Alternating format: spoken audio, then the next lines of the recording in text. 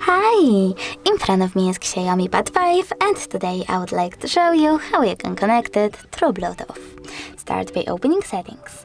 Now select Bluetooth and click on the switcher to activate it. After that, you need to wait for available devices and tap on the one that you wish to connect to. In my case, this Poco.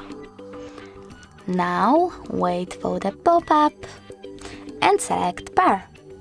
After that, you need to wait for this device to accept your connection request, and as you can see, my devices were successfully connected. If you wish to disconnect them, you can do that by tapping on this little icon next to the device and choosing unpair. Thanks so much for watching. If you enjoyed this video, leave a like, comment and subscribe.